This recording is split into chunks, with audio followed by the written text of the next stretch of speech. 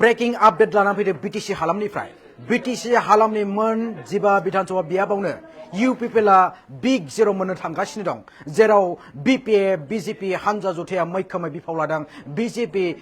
दोलोआ बेबायदिनो BTCनि मोन जिबा बिधानसभा बियाबाव आरो बेनि मादावनो बेबायदिनो BPFनि बिजाथिफ्रा गोख्रोङै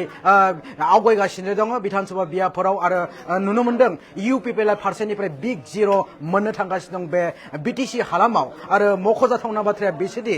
UPPनि बे बिफावा गाहायाव होननानै मिथिनो मोनदों एबा बुंनो नांगोन मानो होनोबा गासैबो बिधानसभा बियाबावनो UPPनि बिजाथिफोरा बिदिनो उन जानानै दङ जेरावनोखि उदालगुरिखौ लानानै माजबाटखौ लानानै आरो माजबाटाव दासान्दि BPFनि बिजाथिया सरन बर' बिथाङा देरहाबाय आरो बेबायदिनो उदालगुरि बिधानसभा बियाबावबो बेबायदिनो रिहन दैमारि BPFनि बिजाथि रिहन दैमारा UPPनि बिजाथि दिपेन बर'खौ उन खालामनानै बेबायदिनो सिगां फारसे आवगायगासिनो दं आरो बेल' नङा दतमा बिधानसभा बियाबावबो BPFनि बिजाथि रबिराम नार्जारिया UPPनि बिजाथि राजु कुमार नार्जारिखौ उन खोख्लैनानै बेबायदिनो सिगां फारसे आवगायगासिनो दं आरो बेल' नङा गसाइगाव बिधानसभा बियाबखौ नायोब्लाबो उन जानानै दङ UPPL दोलो आरो बेबायदिनो बावखुंग्रि बिधानसभा बियाबावबो UPPLनि बिजाथिया उन जानानै दङ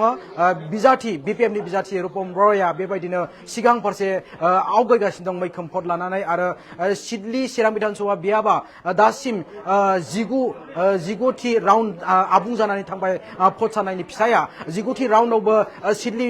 चिरां बिधानसभा बियाबनिफ्राय BPFनि बिजाथि पानिराम ब्रह्मआ मैखोम भट मोननानै बेबायदिनो मैखोम सिगां फारसे आवगायगासिनो दङ UPPLनि बिजाथि रनजित कुमार बसुमतारीखौ उन खोख्लैनानै उनाव दोननानै बेबायदिनो सिगां फारसे आवगायगासिनो दं मोननैल' राउन्डल' दंसै 19 नं सिडली चिरां बिधानसभा बियाबाव आरो 19 नं सिडली चिरां बिधानसभा बियाबाव बियो नोजोर बोथावना जादों जेराव मोननै राउन्डनि भट साननाय आबुं जानाय लोगो लोगोनो BPFनि बिजाथि पानिराम ब्रह्मआ देरहानाया आरो बेखौ जों मख'नांगोन पानिराम ब्रह्म बिथांनि देरहानायाबो रोखा जानायनि लामायाव होननानै जों बुंनो नांगोन मानो होनोब्ला मोननै राउन्डल' दंसै जेरावनोखि पानिराम ब्रह्मआ 19थि राउन्डसिम मैखोम भट मोननानै बिथाङा सिगां फारसे आवगायगासिनो दं आरो बेनि अनगायैबो बेबायदिनो दतमा बिधानसभा बियाबावबो मैखोमै भट मोननानै रबिराम नार्जारिया सिगां फारसे आवगायदों आरो UPPLनि बिजाथि राजु कुमार नार्जारिखौ उनफारसे खोख्लैनानै बिथाङा सिगां फारसे आवगायगासिनो दं आरो बेबायदिनो फारसेथिंजाय BJP हानजा जुथाइ एबा NDA हानजा जुथाइ जेरावनोखि तामुलपुर बिधानसभा बियाबा मोनसे नोजोर बोथावना जादों BJPनि बिजाथि बिश्वजित दैमारि आरो UPPLनि बिजाथि प्रमद बर'नि गेजेराव मैखोम दावहा जादोंबाबो बे समाव मोनसेनि उनाव मोनसे राउन्ड जोबनायनि उनाव जोङो नुनो मोनबाय जेराव फिसाया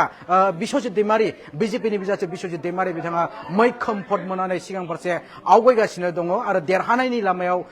रोखा होननानैबो बुंनो हागोन बिश्वजित दैमारिनि UPPLनि बिजाथि दिपेन बर'ल' नङा बेबायदिनो प्रमद बर' आफादगिरि बिथाङाबो तामुलपुर बिधानसभा बियाबाव BJPनि बिजाथि बिश्वजित दैमारिनि आखायाव जेननायनि लामायाव होननानै जोङो बुंनो नांगोन नोंथांमोननो जोङो आबुं खारिथि लानानै फैगोन जोङो लेटेस्ट आपडेट बड'लाइभ 24 नायगिरि अन्थाइगिरि नोंथांमोननि बेबायदिनो लेटेस्ट आपडेट लानानै फैदों BTC हालामनि थाखाय आङो केमेरा पार्सन बिथांखौ खावलायगोन आङो फुल प्लेटनि गेजेरजों नोंथांमोननो लेटेस्ट आपडेट BTC हालामनि जिथु माने बे बिधानसभा बिथायनि मोन जिबा बिधानसभा बियाबनि बे आबुङै खारिथिखौ नोंथांमोननो होनो नाजागोन जेरावनोखि बेयो जादों आसाम बिधानसभा बिसायख'थिनि बेयो आबुं खारिथि बे आबुं खारिथियाव नोंथांमोना नुनो मोनदों जेरावनोखि EVM राउन्डआ जाबाय 19थि 21नि मादाव 19थि राउन्डआ जोबनानै थांबाय जेरावनोखि पानिराम ब्रह्मआ सिडली चिरां बिधानसभा बियाबाव मैखोमै भट मोननानै सिगां फारसे आवगायगासिनो दङ UPPLनि बिजाथि रनजित बसुमतारीखौ उन खोख्लैनानै बिथाङा BPFनि बिजाथि पानिराम ब्रह्मआ मैखोम भट मोननानै बिथाङा आवगायगासिनो दं नोंथांमोननो जों फोरमायगोन 92,792 भट मोननानै बिथाङा लिडिं एबा सिगां फारसे आवगायगासिनो दङ UPPLनि बिजाथि रनजित बसुमतारीखौ उन खोख्लैनानै बिथाङा सिगां फारसे दावखोगोन दं बेवहाय रावबो थावरिनो हायाखै कंग्रेसनि बिजाथि दङ मतिलाल नार्जारि फारसेथिं दङ भटार्स पार्टी इन्टारनेशनेलनि बिजाथि बानिमा ब्रह्म बिथाङा जेबो रोखोमनि बेवहाय बिफाव लानो हायाखै जेराव BPFनि बिजाथि पानिराम ब्रह्मआ मैखोम भट मोननानै बिथाङा सिगां फारसे आवगायगासिनो दं मोननै राउन्डल' दंसै सिडली चिरां विधानसभा बियाबाव सिडली चिरां विधानसभा बियाबखौ नोजोर होयोब्ला बिपिएफनि बिजाथि पानिराम ब्रह्मआनो देरहागोनखौ रोखा होननानै बुंनो हायो बेवहाय पानिराम ब्रह्मनि नायोबा मार्जिनखौ नायबा एबा लिडिंखौ नायबा 92,772 भट मोननानै बिथाङा सिगां फारसे आवगायगासिनो दङ इउपिपिएलनि बिजाथि रनजित बसुमतारीखौ उन खोख्लैनानै पानिराम ब्रह्मआ देरहानायनि लामायाव आरो बिथांनि देरहानायखौ जोङो रोखा होननानै बुंनो हागोन मानो होनबा बेवहाय पानिराम ब्रह्मनि जितु राउन्ड बे राउन्डखौ नायोब्ला मोननैल'सै बेवहाय पानिराम ब्रह्मआ गोबां भट मोननानै बेबायदिनो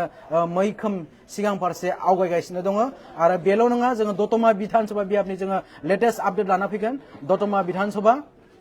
2 नं दतमा विधानसभा बियाब बेवहायबो मोनसे नोजोर बोथावना लानानै फैदों नोंथांमोननो जों देखायगोन इभिएम राउन्डआ 11थि थांबाय आरो 13 जेरावनोखि 13मोन मोननैल' राउन्डल' दंसै बेवहायबो बिपिएफनि बिजाथि रबिराम नार्जारिया बेवहायबो लिडिं लागासिनो दङ 42,530 भट मोननानै बिथाङा सिगां फारसे आवगायगासिनो दं इउपिपिएलनि बिजाथि राजु कुमार नार्जारिया उन जानानै दङ राजु कुमार नार्जारिया 2,095 भट मोननानै बिथाङा उन जानानै दङ बिथाङा बिपिएफनि बिजाथि रबिराम नार्जारिनि देरहानायखौ जोङो रोखा होननानै बुंनांगोन मानो होनोब्ला मैखोम भट मोननानै बिथाङा सिगां फारसे आवगायगानानै दङ जेरावनोखि मोननै राउन्डल' भट साननायनि बेवहाय फारागथि दङ बे मोननै राउन्डनि भट साननायनि फारागथि एबा साननाया आबुं जायोब्लानो बिपिएफनि बिजाथि रबिराम नार्जारिनि देरहानाया रोखा जागोन बेल' नङा बेबायदिनो बिपिएफआ मैखोमै बिफाव लागासिनो दं बिटिसि हालामाव बिपिएफजों लोगोसे एनडिए हानजा जुथाइ बिजेपि दोलोआबो मैखोमै बेवहाय बिफाव लागासिनो दं बिटिसि हालाम बेबायदिनो जोङो दतमा विधानसभा बियाबनि बे लेटेस्ट आपडेटखौ जोङो बेबायदिनो होबोगासिनो दङ आरो बेनि उनाव फैगोन जोङो क'क्राझार विधानसभा बियाबखौ लानानै जोङो मोनसे लेटेस्ट आपडेट लानानै फैगोन आरो लेटेस्ट आपडेट जों क'क्राझार विधानसभा बियाबनिफ्राय बेवहायबो नोजोर बोयोब्ला बिपिएफनि बिजाथि शिवली महिलारिया मैखोमै भट मोननानै सिगां फारसे आवगायगासिनो दं बेवहायबो जों बुंनो नांगोन 14 राउन्ड दं जेराव 14 राउन्ड दं इभिएमआ 11थि राउन्ड आबुं जानानै थांबाय क'क्राझार विधानसभा बियाबाव क'क्राझार विधानसभा बियाबनि बे बिपिएफनि बिजाथि शिवली महिलारिया इउपिपिएलनि बिजाथि लरेन्स इस्लारिखौ उनाव खोख्लैनानै बिथाङा सिगां फारसे आवगायगासिनो दं लिडिं लागासिनो दं शिवली महिलारिया 56,513 भट मोननानै सिगां फारसे आवगायगासिनो दङ आरो बेवहायबो बिपिएफनि बिजाथिया देरहानायनि लामायाव होननानै बुंनो हायो मानो होनोब्ला बेवहाय जों नोजोर बोयोब्ला इभिएम राउन्डखौ नायोब्ला मोनब्रै राउन्डल' दंसै जेरावनोखि मोनथाम राउन्डल' दंसै जेरावनोखि 14थि राउन्ड दं बेनि गेजेरावनो 11 राउन्डआ आबुं जानानै थांबाय क'क्राझार विधानसभा बियाबाव आरो बेनि गेजेरावनो बिपिएफनि बिजाथि शिवली महिलारिया 56,513 भट मोननानै इउपिपिएलनि बिजाथि लरेन्स इस्लारिखौ उन फारसे दोननानै बिथाङा सिगां फारसे आवगायगासिनो दं आरो जों लेटेस्ट आपडेट नोंथांनि लानानै फैगोन बे समाव ब्रेकिं आपडेट सिडली चिरां विधानसभा बियाबनिफ्राय जोङो होगोन नोंथांमोननि सेराव बे समाव बेबायदिनो जोङो बड'लाइभ 24 अनसायगिरि नोंथांमोननि सेराव जोङो मैखोमै जोङो बे आसाम विधानसभा बियाबनि बे फिथाइखौ जोङो गोख्रोङै फोसावगासिनो दङ आरो बे समाव जोंनिसिम मोनसे गेदेर आपडेट फैदों सिडली चिरां विधानसभा बियाबनिफ्राय जोङो लेटेस्ट आपडेट मोनदों लेटेस्ट आपडेट महरै जोङो फोरमायगोन बेवहाय बिजाथि 19 राउन्ड जाबाय 19थि राउन्ड जाबाय बेवहाय 19थि राउन्डआवबो बिपिएफनि बिजाथि पानिराम ब्रह्मआ मैखोम भट मोननानै सिगां फारसे आवगायगासिनो थानाय रादाब जोङो फोसावबाय थादोंमोन आरो बिनि गेजेरावनो जोङो मोनसे लेटेस्ट आपडेट लानानै फैगोन बेबायदिनो सिडली चिरां विधानसभा बियाबनिफ्राय जोंनिसिम मोनसे गेदेर खारिथि फैदों खौरांगिरि बिथाङा फोरमायनाय बायदिब्ला सिडली चिरां विधानसभा बियाबनिफ्राय बेबायदिनो बिपिएफनि बिजाथि पानिराम ब्रह्मआ मैखोम भट मोननानै देरहासार जानायनि जोंनिसिम ब्रेकिं आपडेट फैदों बे समाव पानिराम ब्रह्मआ मैखोम भट मोननानै देरहासार जानायनि जोंनिसिम खौरां फैदों जों एसे सिगाङाव जों फोरमायदोंमोन 19थि राउन्डनि जोङो रादाब फोसावदोंमोन खारिथि फोसावदोंमोन आरो बिनि उनाव 19थि राउन्डनि जोबनायनि उनाव 20 राउन्ड भट साननायनि फिथाइया आबुं जादों आरो बिनि उनावहाय 21 राउन्ड जेरावनोखि 21थि राउन्ड दंमोन सिडली चिरां बिधानसभा बियाबाव बेनि गेजेरावनो गासैबो राउन्डआ आबुं जानायनि उनावनो बेबायदिनो सिडली चिरां बिधानसभा बियाबनि फिथाइया आबुङै खारिथि जोंनिसिम फैबाय बे समाव जोङो सिडली चिरां बिधानसभा बियाबाव बिपिएफनि बिजाथि पानिराम ब्रह्मनि देरहानायनि रादाब जोङो नोंथांमोननो होनो लादों पानिराम ब्रह्म बिथाङा मैखोम भट मोननानै बिथाङा देरहासार जानायनि रादाब जोंनिसिम सफैदों आरो बुंनो नांगोन बिटिसि हालामाव मोन 15 बिधानसभा बियाबनि मादावनो